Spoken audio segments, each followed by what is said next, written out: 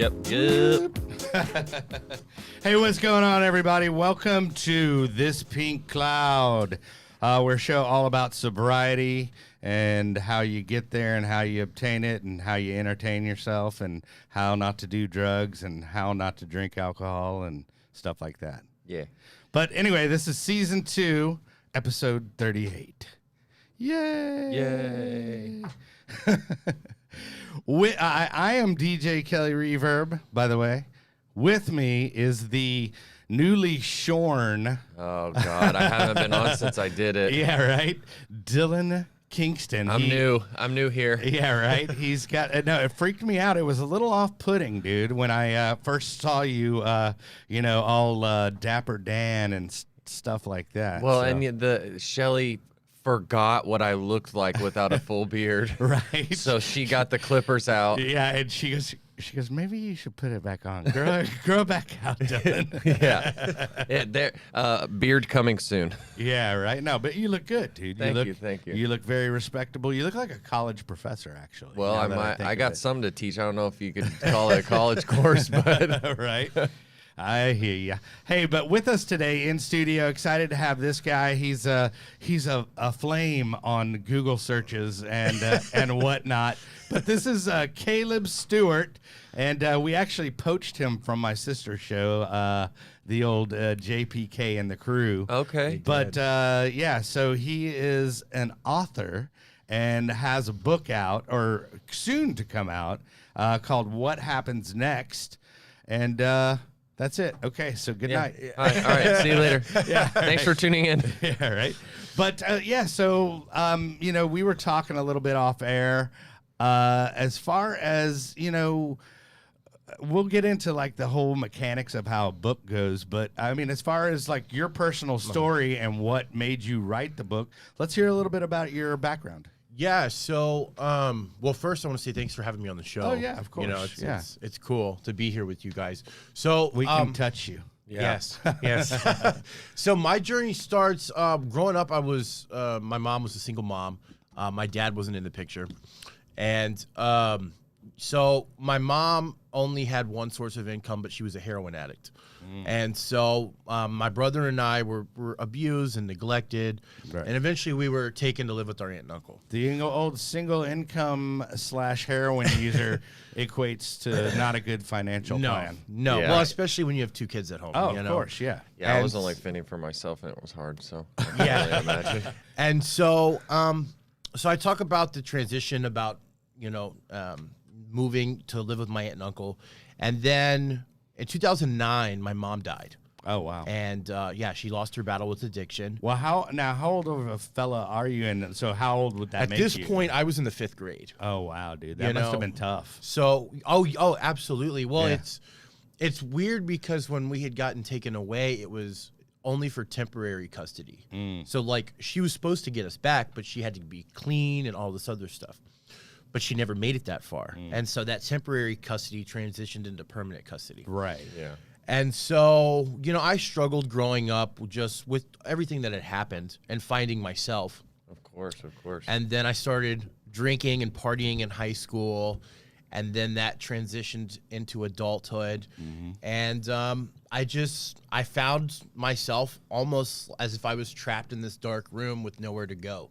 Right. And that's when I just started picking up the pencil and paper and writing things down. Right. Yeah. That's fascinating. So you're in 5th grade, man, and your mom passes away, and the repercussions on that, and just trying to grow up as a normal kid has got to be tough. Yeah. Oh, 100%. Well, and it's when you're in 5th grade and you try not to let other kids find out, but eventually they do find out. Yeah. I don't know how, but they do. Yeah.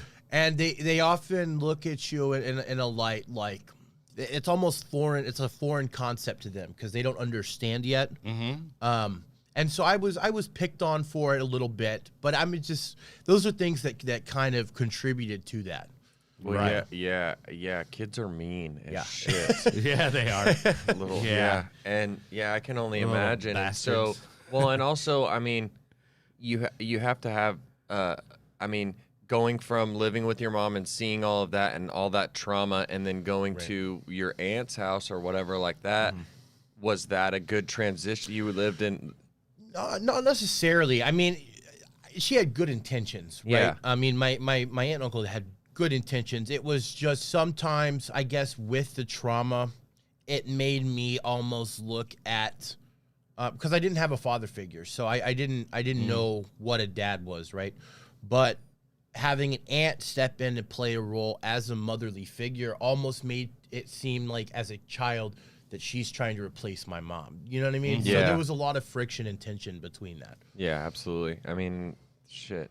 Regardless of what you went through, that's still your mom, and that's got to be the most difficult. And I can't now is imagine. your dad still even? I don't mean to make this all public knowledge, but is your dad still around? Or? Yeah, so I met my dad when I was 18, and, Okay. and we formed a relationship. Okay.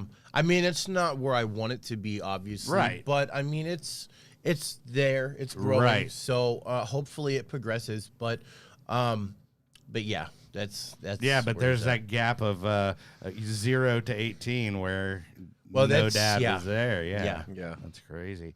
So yeah, let's talk a little bit more about it. So, you started in high school. You said partying, and then how long was that period? And was it just alcohol, or what? Was there other drugs involved? Well, or? I had done. I started smoking pot and Uh-huh. stuff like that when I was in. So you took pot. Yeah. I Right? did. I always like to say the leaf. I injected the weeds. that you took pot. Yeah.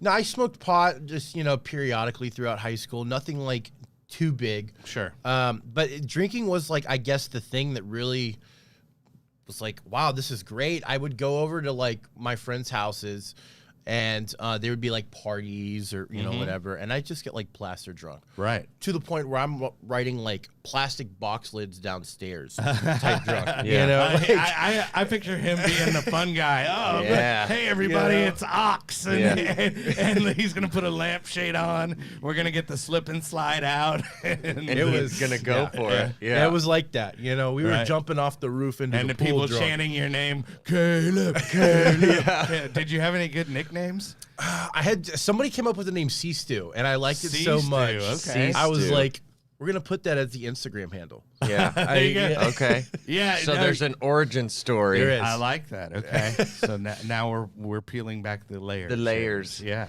But so I would just go and I'd get plaster drunk at my friend's house because there's some parents that just don't care. Yeah. Yeah. And so It's I high definitely school. did. Yeah, it's high We school. loved I get those it. parents. Yeah. Yeah. Oh yeah, dude. Their parents are going out of town, and then you'd also have that set of parents that would be there, but they're in their Well, room yeah, it's or in as the long as basement. you guys do it at the house, it's okay. Yeah, Don't right. go anywhere. right.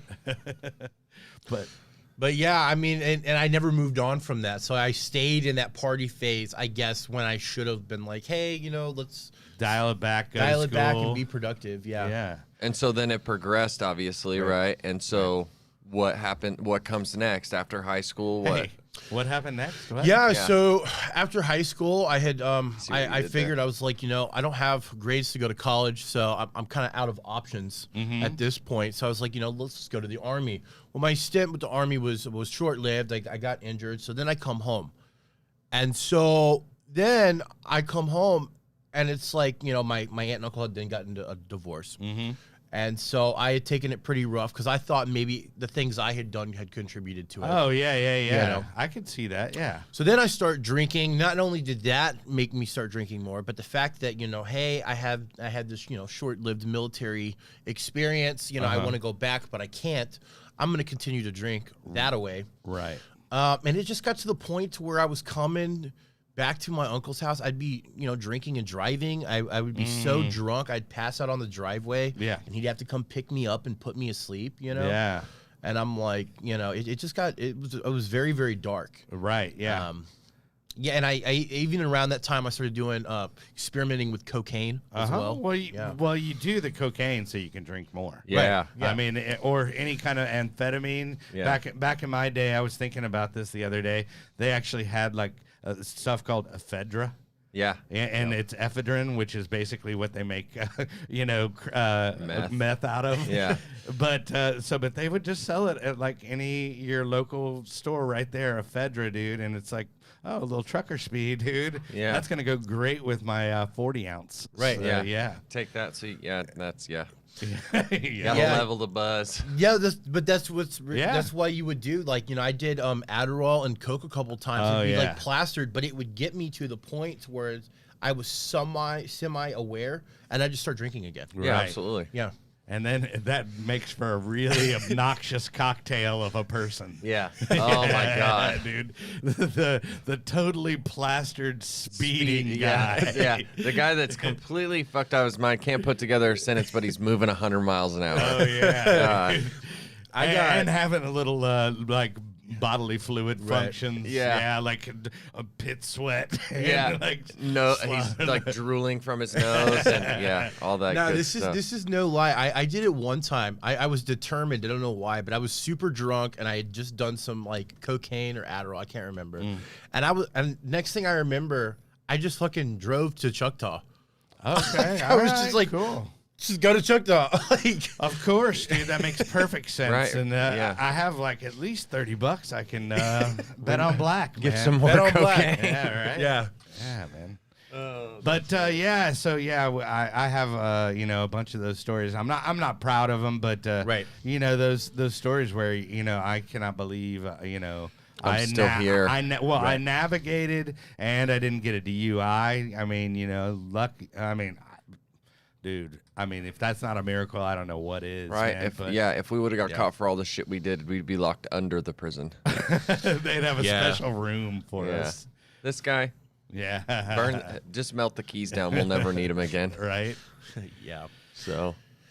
But you live and you learn. Yeah. So, and that's, I'm just glad at the end of the day, despite everything, I didn't hurt anybody or myself. Oh yeah, for Absolutely. sure. Yeah. Well, now you said your uncle would come and get you out of the driveway. So was your uncle a big guy or? I was gonna say he's like 105 pounds trying to get you out of the car. No, I mean he's an average sized guy. I'd say he's not like super ripped, but I mean he's not like skinny by any means. Right, I gotcha. No, but I'm just picturing for some reason this like a little wiry uncle like picking Caleb up and dragging him in the house like a sack of potatoes style. Yeah, you're coming with me. Yeah, right. And Caleb being. Yeah. And Where then, are we going? And then boom, hit the bed, and that's it. Yeah.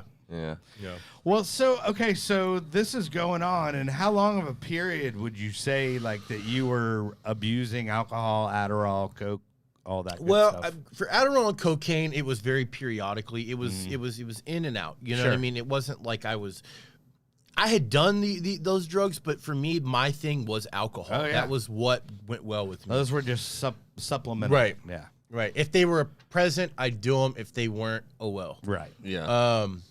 But yeah, as far as the drinking goes, it went on. So I started when I was 16, and it went all the way up until June of this year. Oh wow. Is when I finally said, enough is enough. Right. Yeah. So then I'm doing the math. So how many months is that then? That's We're sober. Yeah.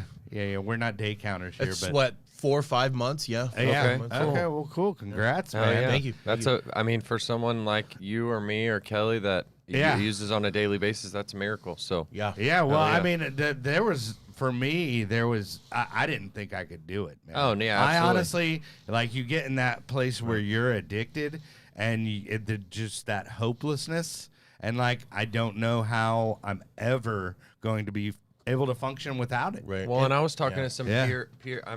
some peers recently, and besides my little lapse, I'm basically a little bit over 2 years, and it's like, dude, like I still don't feel like that. Like I still don't understand how I'm going about like this.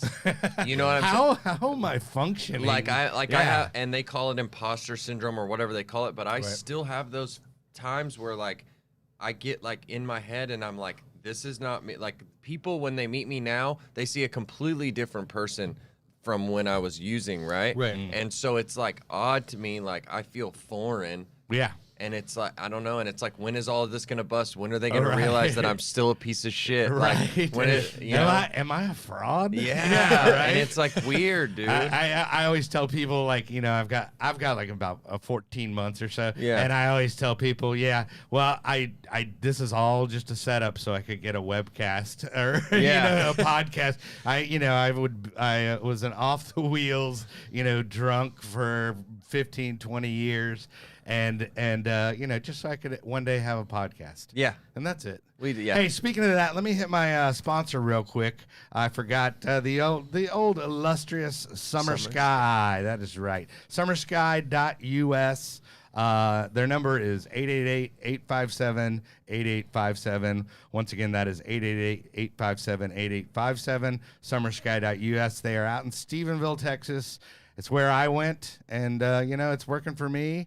And they run a tight ship, and it's a good program out there. And, you know, it can work for you. If you're out there and you're, you know, thinking you can't do it, if I can do it, anyone can, right? I know Dylan. Yeah, Dylan feels the same way. Yeah. I think that's another like commonality that a lot of addicts share. Not only do we know each other's desperation and just sheer like impending doom. Yeah. But just that feeling of just never being able to get out and get off that treadmill, you know. Oh yeah. And you know, the hamster wheel, dude, and where it's your job and that's all you do. Well, yeah, and I always tell people too, like they're like, well, what was your rock bottom? And I'm like, I didn't have a rock bottom because every time I thought I hit rock bottom, I found a trapdoor and went deeper. You know what I'm saying? Yeah. It's true though. Yeah. Like I would dig myself far. Like there's no amount of bottom that I could feel that until, you know, and it's like when the consequences become heavy enough and you don't want to feel like that anymore, you realize it's time to do something different, regardless what it looks like. So, right. Well, enough about us. Yeah. But so you had a period of about what, like a good 5? I don't know. Don't make me do the math, but like about 5 years. 6 years. It was just balls to nonstop. the wall. Yeah. It was just like, let's do it. Right. Party. What was it? Tuesday. Let's do it, dude. It's like always. So then, so you were doing that, and then at, you know, I mean, did you try to quit before and then maybe have some relapses or? Oh yeah. Yeah. Oh, I tried. Yeah, I tried to quit. I tried to quit daily, dude. Yeah. Well, I quit when I go to sleep and then I start up when I get up again. Right. You know, I had always had friends that would come to me and they'd be like, you know, you have a drinking problem. And I'm like, no, I don't, you know. And the only problem is I'm not drinking. It's just, no, but it's a party trick I do. Yeah. Yeah. I'm just and so then I had family come to me and they're like, you know, you have a drinking problem. And I'm like, no, I don't. Yeah. Well, then it got to the point where it's like, okay, I'm drinking, and like my entire life is like in shambles. It's like I don't have a job. I'm living in a car. You know what I mean? It's like I don't care to do anything but continue to get drunk. So that being financially strapped, what were you turning to for liquids? Yeah. Well, what I was doing was my dad would or my uncle, right? Like he would give me like, you know, money here and there, you know, and what I for do food, right? Yeah, for food and normal stuff. Because he's like, you're not coming in the house because you're drunk. Yeah. But I'm still gonna make sure you're okay. So he would give me money, and I wasn't working, so I'm like, you know, I had no motivation to find a job if I'm being given money to get drunk. Oh yeah, you know. So like, in a little way, he was enabling. Right. And but I mean, you know, not to fault him, he was trying to help you. He wasn't consciously enabling. Yeah, me, like knowing, but I but was taking it and going and buying alcohol. With right. It. Yeah, and so, I, you know, and then I was just like, dude, this fucking sucks. Yeah. So then I was like, you know, I'm gonna try to get clean, because maybe if I get clean and I stop drinking, then I can come back to the house and I don't have to be in this situation. Well, that only lasts for so long when you keep telling yourself, hey, I'm gonna do something, because when you, like, I was good for like 2 days, I could do it, but then the cravings set in. Yeah. And it's like you're always thinking about it, and it's like you need it. And The then mental obsession. Yeah, I would start like shaking Oh, really yeah. bad. Yeah. And well, it was and that's just- Well, and little alcohol- physical DT. Yeah, alcohol is like one of the most dangerous things to detox from. If you're a heavy alcoholic, like you should be medically detoxed, like I always no matter tell what. people that, and then also the benzodiazepines. Yeah, those are the two that can get you. Heroin, you'll feel like you're dying, but you'll be all right. But like benzos and alcohol, those DTs, if you're not careful, you can die. You can have like seizures and So if you're out there and shit. medically detox, at least if you're not going to go to rehab, at least medically detox. Yeah, absolutely. There's plenty of places. I mean, you can walk into. I know here in this area, Dallas Presby, Richardson Methodist. If you are detoxing from something like that, you can walk into their ER at any time of the day, and they cannot turn you away. Right. They'll take care of you. So Cool. Good to know. Good to know. Yeah, and so but it never stuck. You know, and then I met the love of my life. And things got better for a while, but then she left, and then it was just it went to hell Okay. again. Yeah. All right. What was her name now? I'm just Yeah. kidding. Hey, what's her phone number? So no, okay. but so yeah, go ahead. Yeah. So okay. So we try and it's not working, and then we meet a girl and we try and it's working a little bit for others, right? And so when did you come to the realization, like, okay, I have to do something and I have to do it for me? Like what does that look like in your story? Yeah. So we had been with each other for 3 years, and this girl absolutely fantastic. Her family is fantastic. Welcomed me with open arms. So I'm like, okay, cool. Well, I tried to not let her find out I had a drinking problem. Well, I screwed that up because she found out. Yeah. How long was that charade for? Oh man, it was she found out probably within 3 to 6 months. Yeah. It wasn't. Oh wow, you actually held it. That's a pretty good. That's a pretty good length of time. I was trying to hold it a little bit, right? And it just got to the point. She left just because there were things in our relationship that wasn't the best, and in her life there was something that had happened. It wasn't the best of situations. And so she went on vacation because she's like, hey, I'm going to leave. I'm going to go on vacation for a week with my family. I'm like, okay, cool, go. Well, while she's gone, I'm plastered drunk the whole week. Like I got picture frames with like my uniform from the military. I'm throwing it across the glass shattering I'm pissed. Yeah. And then she texted me one day. She's like, I'm not coming back to the apartment. I'm like, well, I don't make the money to pay the rent. Right. So if we get evicted, this is on both of us. Yeah. And anyway, what had happened was I said, well, my life can't get any shittier at this point. She's left. I'm about to lose the apartment. No job. At this point, what am I going to do? Right. Well, I turned back to writing, and then that is how I found my sobriety. And because I was self-reflecting on my life, and I got to read my life and think about all of the things that I've done. Right. I love that. Because that's like a big part of of recovery in general is writing actually, and reflection, self-reflection, and also when you do that, it's cathartic in ways where it's actually where you learn to, okay, hey, maybe I need to apologize to that person and make and also forgive yourself, right? And just realize that wasn't the true Caleb, Oh, right, absolutely. Yeah, so 100%. Yeah. My therapist makes me write things down a lot, and I think I don't know the answer to an issue I'm having or a feeling I'm having, and she'll I don't know, she therapies me. she Jedi mind tricks you with the therapy. She does. And she'll have me writing stuff down, and then before I know it, I've written it, and she's like, okay, now read it. And I answer my own question of what, and I'm like, okay, well, do I have to pay for this session? Because I just did all the work myself. Right. I love it. But so the book, you were, so how long did it take you to write the book? Yeah. So I started the book 3 years ago. I started 2-3 years ago. I can't remember. So you were definitely still drinking. Oh, I was still heavily drinking when I started the book. As a matter of fact, when I started writing the book, it wasn't even about alcohol.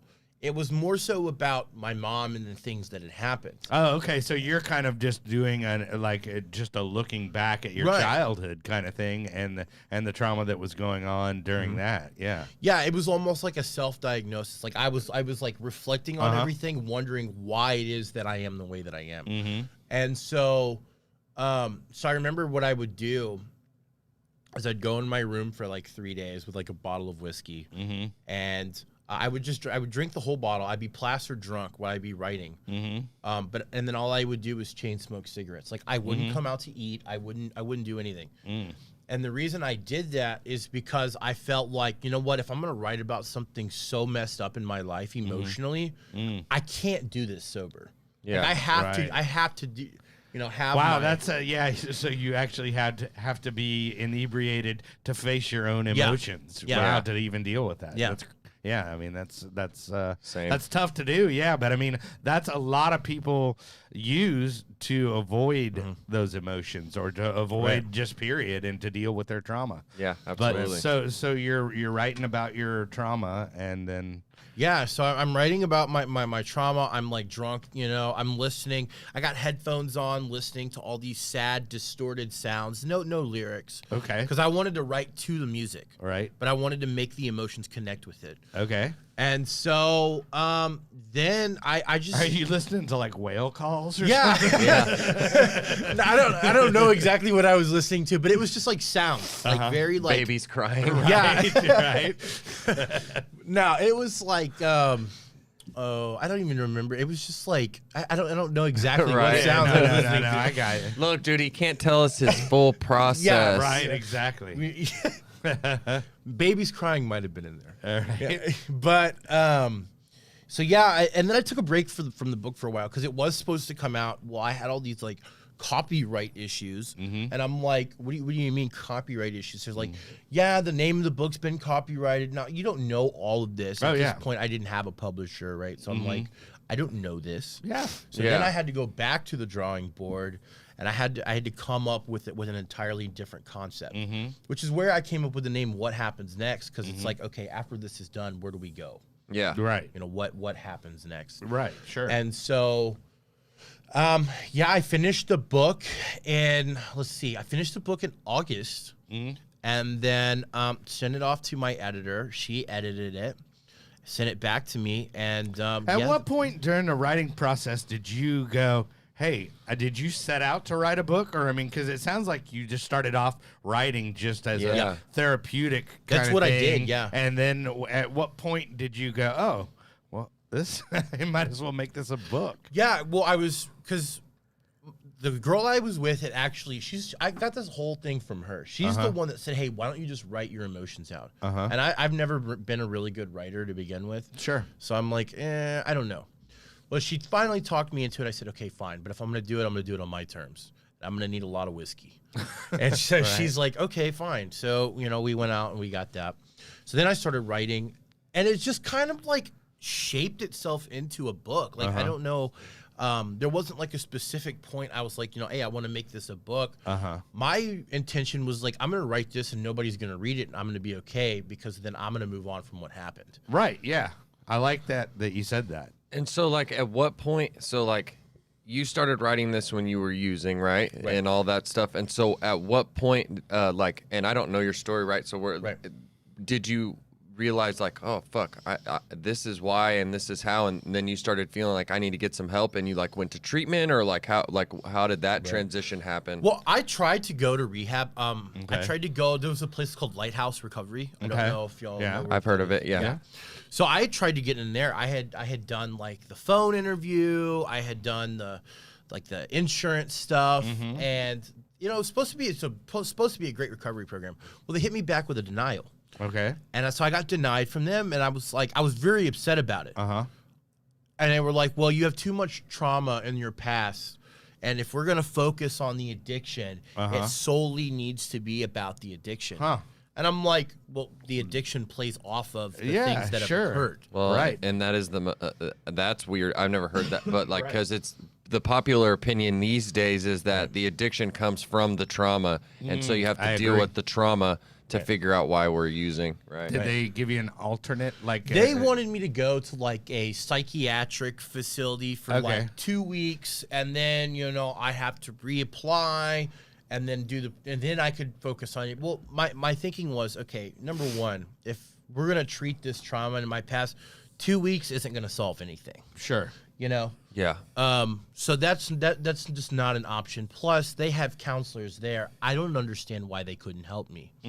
So I said, you know what? I'm gonna apply somewhere else. So I applied to all these different like little ones, and they told me the same thing. Right. And so I was like, you know what? I'm determined to find myself, to get clean, and to not go and be that person that I was.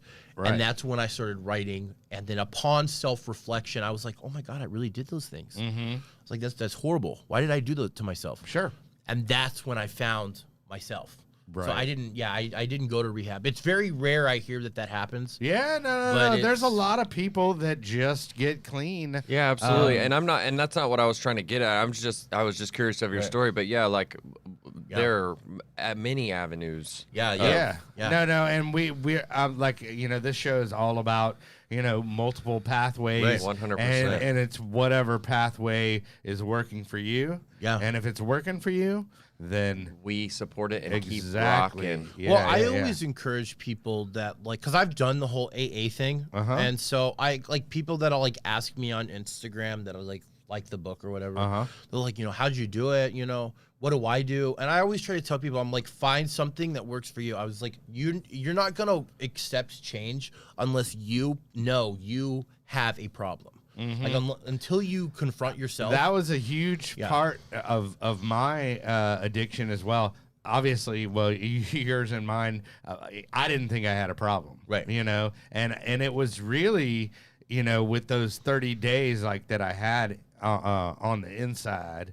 On the inside. But with that clarity, then the self-reflection came, and then you're like, yeah, that's probably not normal. Right. Yeah. Oh, you mean blacking out like every other day? Well, I remember when I was in my addiction, I would tell myself all the time, well, everybody does drugs every once in a while. Yeah. Everybody, and it's weird now because now when I'm in public, I don't see as many high people as I still see a lot of fucked up people and high people, but like I feel like back then I was like, that dude's high and that dude's high and look, everybody gets high, and I was like giving myself reasons to be like, it's okay. It's okay. It's everybody else is high, so why can't I? But it's because I was out at all hours of the night and not like normal day hours. You were out at high people hours. Yeah, exactly. You know what I'm saying?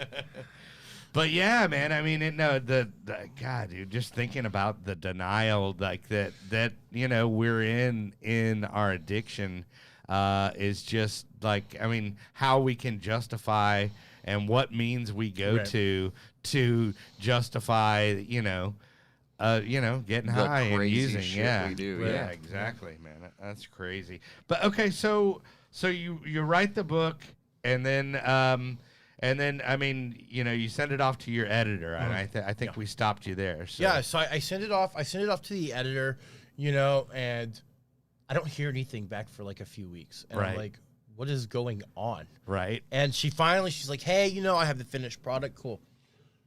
So I get it. I read it. I'm like, oh, this is amazing. Right. And then I'm like, I finally get to read my story. So I read it. And by the end of it, I was like, holy shit, I wrote that. I was like, oh my God. Right. And so then I was like, okay, this is great. So then I upload it and I send it off to like Barnes and Noble for them to, go ahead and print all the copies come November. Amazon, everything. Yeah, when is that release date?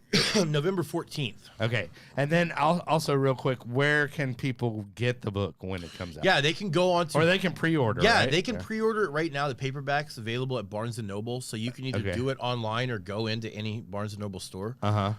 You can also go to Amazon and pre-order the Kindle. For some reason, it won't let me do paperback pre-orders until like the day before. Okay. So I'm just gonna wait until November to do that. Sure. But yeah, and that's under Caleb Steward, and the book's called What Happens Next. Correct. Okay. Yeah. All right. So anyway, but carry on with your story. I just wanted to get that. Yeah. So I sent it off, and it's that's I was like, dude, this is a great close to a like pretty messed up journey. Right. You know, Yeah. and so I got some few ideas about what I'm going to do after the book comes out, but we're working on the movie right now. Right. Yeah. You were saying about that. I'm like, it's kind of like he just speaks this into existence. Yeah, dude. And then well, all of a and I'm sudden, like, it manifests. because you were drunk writing your feelings, and then it went to it, and so like you just like decided, okay, this is book worthy, right? Right. You know what I'm saying? And then did you reach out to these people? Like, how did you get in touch with? Because like. For the movie or for the Well, book? for the book, like, and to get it into Barnes and Noble, Yeah, that seems yeah. like really like that. I mean, it's fucking awesome. Yeah, you know what I'm saying? Well, I appreciate it. You know, they have two different things. Barnes and Noble has two different avenues. You can go the Barnes and Noble press route, where they essentially become your publisher. Yeah. And then they'll sell the book. Or you can go the submission route, where you submit it and then they review everything, they put it in stores, they sell it online. You can do both avenues. That's what I did. Because I said, you know, I don't want to wait on the submission unless it gets kicked back. I just want to go ahead and have them publish it anyway. Right. If they put it in stores, they put it in stores. Sure. So that's what I did. And Amazon, you can sell anything on Amazon. Yeah. Yeah, you don't. Right. Yeah. But But Amazon, still, that's will really print it. cool Yeah. that like I mean, because in my mind, I'm thinking like you're drunk writing your feelings. Like in my addict brain, I don't see a point in my addict brain where I was like, I'm gonna put, you know, like I could publish this and it could work. Right. And so the fact that you were like, you know what, this is my story, this is my trauma, I'm getting past it, and you made that like evolution from like drunk, shit-faced writing to getting clean, sober, and then figuring a way to get that out there to other people, like Right. that's really fucking cool. Well, I appreciate that. Yeah. I mean, it's I didn't do it with the intention of doing it, but as I started forming, like, let's make this into a book, I was like, you know what? There are people out there that can benefit from this. And people, because I feel like addicts as a whole, whether you're an alcoholic or you're a drug addict, I feel like there's a bad like stigma. 100%. You know, What? like people like, yeah, like people Yes. just, and I feel like if I could give somebody that doesn't know an eye-opening account, then maybe that could change the narrative. Yeah. No. I love that. I mean, basically inspire hope. Yeah, absolutely. Yeah, love it. because there is a like, you know, the little kid in Charlie Brown that's always dirty, and Linus, right? Pigpen. Yeah. Oh, Pigpen. Pigpen, Come Yeah, on, buddy. okay. Yeah. Sorry, dude. Yeah. Little bit before my time. Hey, it's a lot before my time. But he has dude. the cloud around him all Yeah, the yeah, time. yeah. That's what Pigpen. addicts are like. Right. They have like this stinky cloud around them. Ew, you're an addict. You know, but you know, and that's that's all I wanted to do was to do that. But then we went into the movie, and I didn't think it was going to be a movie. So, Oh, yeah. so did someone? So, like, you go to Barnes and Noble, your book's about to come out or whatever. Did someone like get a like early sneak peek on your book, and like they contacted you and were like, "Yo, dude, we're gonna make a movie." like Well, it wasn't like that. I have given some people a sneak peek though. Okay, Right. cool. But no, I've always been a movie fan, Oh, and so I'm like, when I was a kid, I was like, dude, I want to be an actor next to like Ryan Gosling. Right. Like, I think that would. Well, the likeness. I mean, the you likeness is there. Yeah, Yeah, exactly. thank you. Exactly. The Notebook Part leading, 2. leading man all over you. Yeah, exactly. And so, but unfortunately, I didn't get to Ryan Gosling's level next to him. And so I've been doing a lot of work with people like overseas and internationally. And so I had posted a job. I said, hey, you know, I need a co-writer for a movie. I had done this on like, it's kind of like an app like Fiverr. Have you heard of Fiverr? Yeah. It's kind of like that. I was like, you know, look, I've never written a screenplay before. I want to write one. This is what I need. And so, guy comes back. He's like, you know, hey, I don't have any experience. I love movies. Just the way he worded it was like sold itself. And I always like betting on the underdog, and I always like giving people a chance. Sure. And so I said, you know what? Let's do it. I'll hire you. So him and I went to work. Including him, we both wrote the entire script. And beautiful script. And yeah, so at this point, we're like, okay, so this is done. what do we do? So then I take it. I'm like, okay, we're going to go to different film festivals. We're going to apply the script to different production companies, everything like that. Well, I get a phone call from a production company. They're like, hey, we're really interested in the script. We want to buy the rights. Sure. We want to do all this. I said, cool. I said, now's not a good time. Can we touch base maybe like in 2 weeks? They said, yeah. So I'm waiting on them to call me back. They're supposed to call me back sometime next week. I don't know. Okay. Yeah. But That's cool. But yeah, it's on IMDb. Yeah. We're making it. It's legit. It's real. It's there'll be a wiki page one day. So that's how you know you're real. That's cool. So, have you contacted Ryan Gosling to play you? No, I really wanted. Dude. That's the question. You know who I really wanted to play? I don't know if you know who. I don't know if you know who he is. You might know Evan Peters from American Horror Story. Yeah, absolutely. From American Horror. Yeah. Okay. I thought. Yeah. I think he'd be a convincing drug addict. Or an alcoholic. Shit, he's one of the greatest. I say that every time we watch American Horror Story. That dude is an awesome actor. Yeah. I got to look him up. So y'all talk amongst yourselves. Let's see, Evan. Evan Peters. That'd be you really, said? Yeah, Evan Peters. Yeah.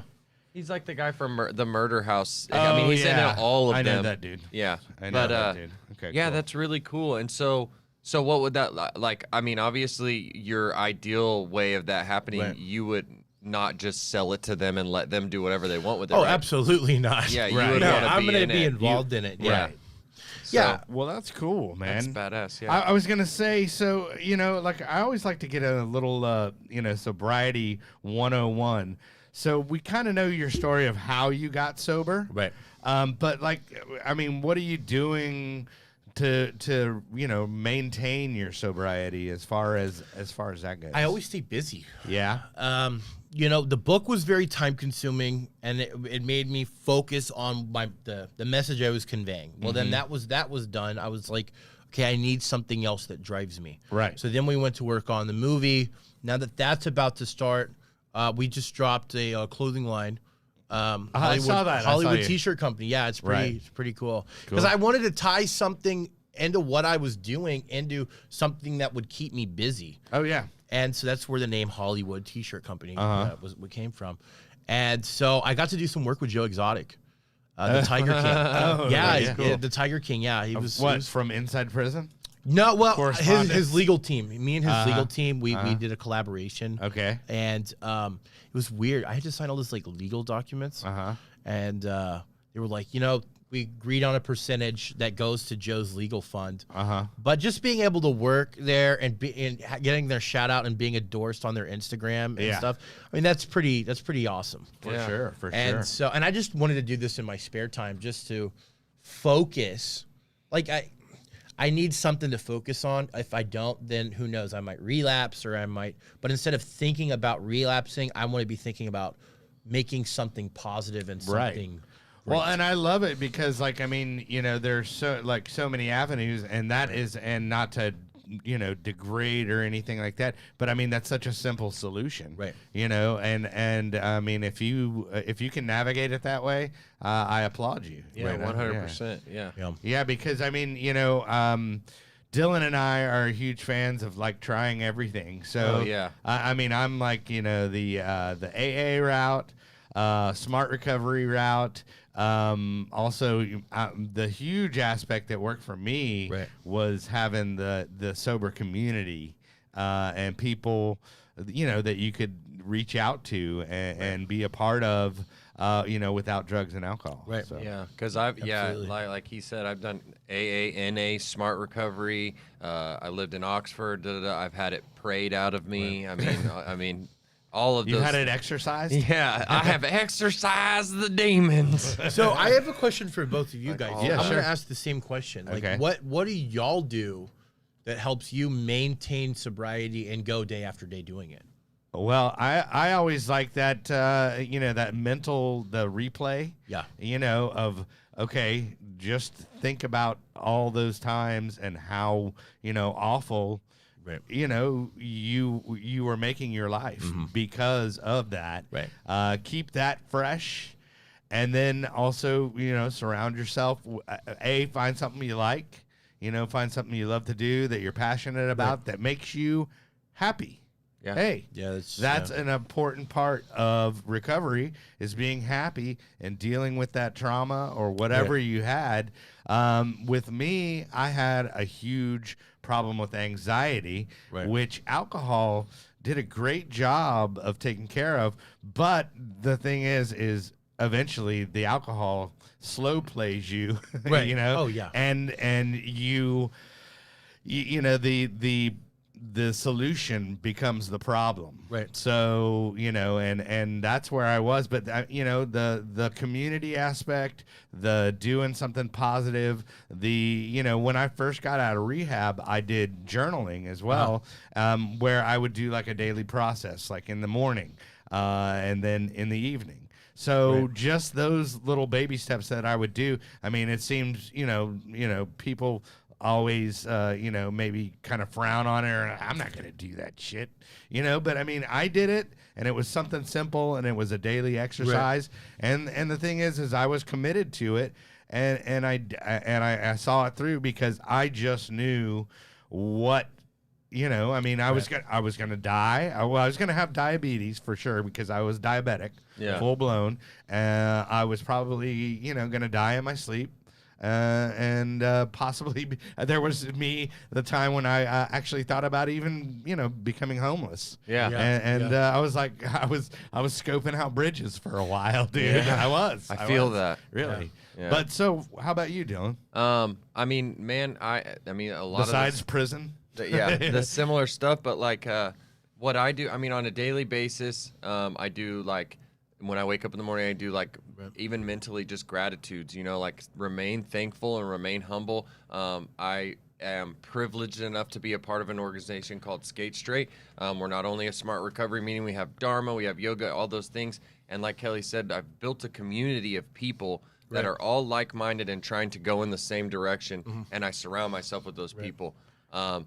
I'm very blessed in the fact that I've been a skateboarder since I was 12 years old, and Skate Straight has a lot to do with skateboarding, and we do stuff for the skateboarding community. We meet at skate parks. I facilitate meetings on Wednesdays. Where is that meeting, Dylan? That's at Alliance Skate Park in Grand Prairie, from 7 to 9 if you guys want to stop by and hang out. And what's the website for Skate Straight in case they want to find out more information? SkateStraightRecovery.org, and that has all our meetings. It has a book list. It has everything we're about and what we're trying to do and what we're going to do and all of these things, and it has resources and all that stuff. Hey, guess what's in the resource list? This Pink Cloud. The show.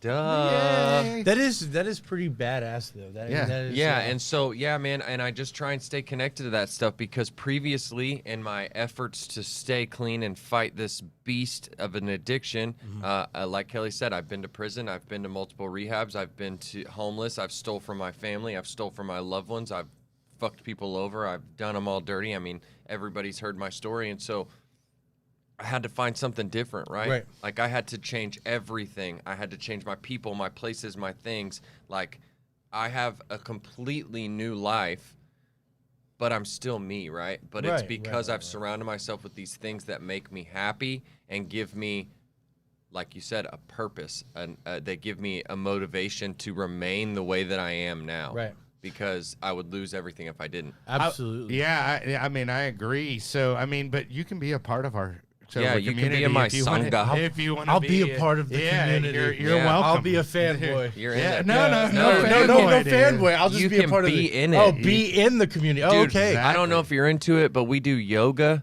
we do food drives, we do meetings, and dude, we do everything. We go out to eat together, we go to concerts together, we do all this stuff, dude, and it's fun, dude. Let's do it. Well, the reason I'm in.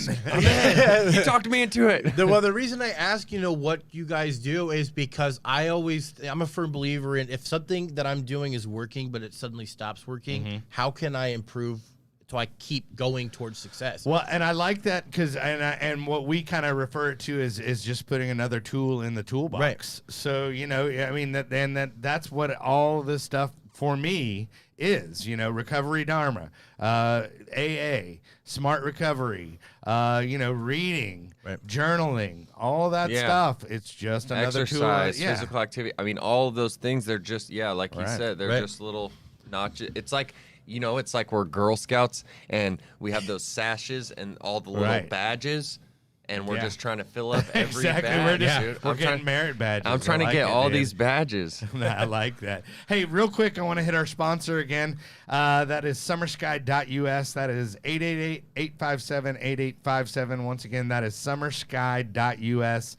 888-857-8857. They are a facility out in Stephenville, Texas. I went there for 30 days. It's working so far. If you don't think you can do it, I mean, I didn't think I could do it, so, but that medical detox is important. So at least do that. And I will preach about medical detox. Yeah. I'll get on my soapbox about that because we don't want you dying out there. But, but then just maybe that window of 30 days, you can make some life-changing decisions and, be a better human. Yeah.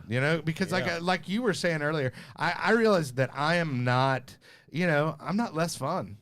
No, absolutely. Dude. I think, well, and I don't mean to toot my own horn, but I think I'm a little more snappy and involved. And I think that my interactions with others are a lot better now. Yeah. Like when I look back. Well, more quality. I mean, because you're actually present. Yeah. And I'm actually making genuine friendships with people and things like that. Before, I was worried about what you got. Yeah. What can I do for me? What can you do for me? Yeah, right. I gotcha. And so I don't know. I think we're better people now. I agree. Hey, Brett. I know Brett Alcock. Shout out to our lovely board op. Can you pull up that video? Because I've been doing this new thing where I have people send in video questions. Yeah. And my buddy Aaron out of Pensacola, Florida, sent this in, and it's a good question. So I thought we'd play it on the air, and then we can answer it best we can. Hi, Aaron. And there is no audio. Oh, no. Oh, great. Anyway. Thanks for hanging out with us. No problem. Technical difficulties. You got it now, Brett? Or is it going to be... 2 seconds. And this is why we play it before the show. Brett's like, oh, yeah, no shit, dude. Yeah. Anyway, I listened to the question prior to, and he said, basically in the question, shout out to Aaron and my friend for putting this together. But he was basically asking, if people are sober curious, what would you advise them if somebody's interested in becoming sober, or possibly what would you do? Well, I mean, Dylan. What advice would you give them if they wanted to try it out? I would just say, whatever you are comfortable doing, whether that means going to a meeting, maybe looking into a treatment center and talking to someone that is in admissions or whatever to kind of get the scoop of what, reach out to me, reach out to Kelly. I mean, find someone that is in the community that you're looking to be in, and just talk to them about it. Be open, be honest, tell them that you're feeling it out. You don't know, and just kind of go from there. But you don't have to dive headfirst into it, right? It's a scary thing. You're going to make life-changing Well, I mean, that was the things. whole thing about, when I was going to go to a 12-step meeting, I would sit there and I thought there was going to be a secret handshake and all this stuff, and it's just going to be a bunch of people, and they're all going to look at me, and it's going to be weird, and, but it's not like that at all. No, yeah, that's the coolest thing about it is, people think that it's gonna be some culty we're just normal people that we just happen to all be really fucked up at some point, and now we're trying to get better. And the coolest thing about it is everybody's down to help everybody. I've met even people I've met people, I always say it's like the 60s, baby. Yeah, well, I've met people in active use and despised them and wanted nothing to do with them, and then came into the rooms, and either I came in and they were already there, or I was there and they came in, and it's all that. It's dude, everybody wants to help everybody. Everybody is willing to share the knowledge and the experience that they have, and that I think is the coolest part about it. Right. Mm-hmm. Well, I mean, and for me, that answer to the question is, if you're sober curious, go to a Zoom meeting, man. Oh, and yeah. you can Zoom and you can be anonymous. You can just Fly on the wall. sit there and listen to people and it's funny because after the meeting, what you're gonna go is you go, you know what? My story is just like that guy, and and you'll find out because we all think we're unique. But there's somebody out there that your story is different from mine, your story is different from mine, but they all intersect at some point, and some people in there, it's really surprising. I'm like, yeah, that guy went through exactly like when I talked to Kurt. Yeah. His story is a lot like mine. Absolutely. Yeah, hiding the bottles, and he was a little more stealth about it. He had little special places, but special places built for his alcohol, whereas I was. Well, he's a crafty mofo. Yeah, right. Exactly. Yeah, I couldn't have said it better. I mean, you guys really hit the nail on its head. I mean, as far as the questioning goes, yeah, just reach out. Don't be afraid to speak up and try something new is what I would say, Yeah. Ask for help, definitely. Sure. Well, and now I expect to see you at Skate Straight meetings. Oh, definitely. And definitely reach out. Dude. What, It's fun. what did you say it was again? So if you go on the website, there's a full schedule. But we do a meeting. Well, now 7 days a week. Well, the first Sunday meeting will start next weekend, and it'll be a knee skate shop out in Roanoke. Josh Hurley and his wife opened that skate shop, and they're going to be holding right on. Sunday meetings there. Cool. But there's Monday is Girl Gang, Tuesday is at 4 Down, Wednesday's at Alliance, Thursday is Dharma at 4 Down, Friday is Gentlemen's Society at Alliance, Saturday mornings are our yogas. I mean, we got some. Yeah. Well, Sundays all the time. work. Sundays and Mondays work best. Who knows, man? You might even be able to get me on a skateboard. Oh, There you I don't go, know. I will dude. put a I don't skateboard under know. your feet, dude. I don't know. All I right, will do well, it. cool. Well, yeah, and I mean, just also go ahead and give the address. It's skatestraight.org. Yeah, Right. no, it's skatestraightrecovery.org. Okay, Yeah. cool. Yeah, and people can go there, find out all the information. Yeah, we got and- meeting and schedules, what we're about, Right. what our your manifesto. it's upcoming events, No, all I love that it. stuff. I love it. Yeah. Hey, and real quick, if you're watching us on Facebook, be sure and subscribe to our YouTube channel because that makes us look legit. Yeah. And Too legit to quit. it gives us street cred. Yeah. But other than that, man, okay, when's the book coming out? November 14th. Okay, and they can pre-order right now on Barnes and Noble. Yeah, and they Amazon? can pre-order the paperback at barnesandnoble.com. You Okay. just type in what happens next, Caleb Stewart. Uh-huh. And then you can also go to Amazon and then same thing, what happens next, Caleb Stewart. But that Amazon is only for ebook. Yeah. So we've been having some issues with ebook, but we'll Gotcha. get it resolved. Cool. And then you got to promise us when the movie's coming out. You'll come on the I show don't know. again. I don't know exactly when it's coming out, No, I'm yeah. already talking it into existence for you. So whenever Whenever you somebody- make it big in Hollywood, you Yeah. got to come back and hang out with the little guy. Are you kidding me? Exactly. You guys are coming with me. There you go. Oh, hey, we got parts in the movie. Hey, dude. dude, I will be that guy in the movie, bro. Well, right Like on, the gas man. station clerk that's selling you the booze. I got dude, you. I'm in there. I got you. You would be a good gas station I think, clerk, yeah. dude. Yeah, I like Thank that. you. Come again. Yeah. We might have to talk after the show. Yeah. I love it.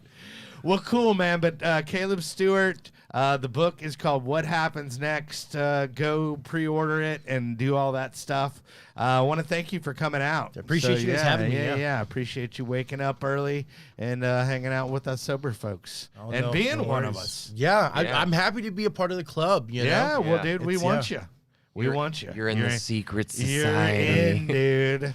Yeah. Yeah, but thanks again for coming out, Dylan. Appreciate you as always. Hey, next week, people, we have the one, the only, Mr. Quincy Carter. If you don't know who Quincy Carter is, Quincy Carter was like one of the Dallas Cowboys quarterbacks, like in between Troy Aikman and Tony Romo. Romo, yeah. Yeah, so he was in there for a couple years, and then also he was huge in college with the Georgia Bulldogs and all Yeah. that.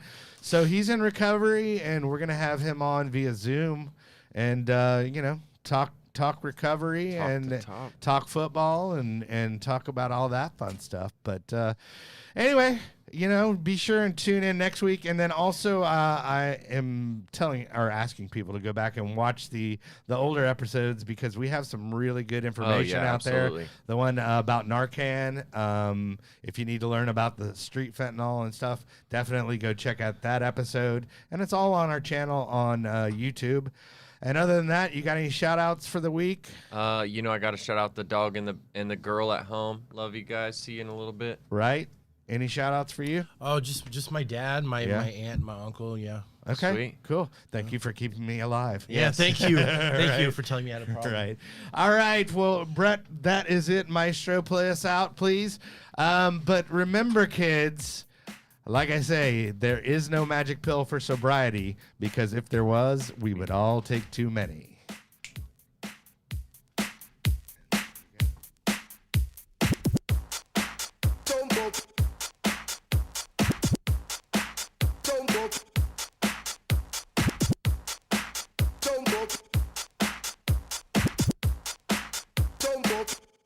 Drop a bomb.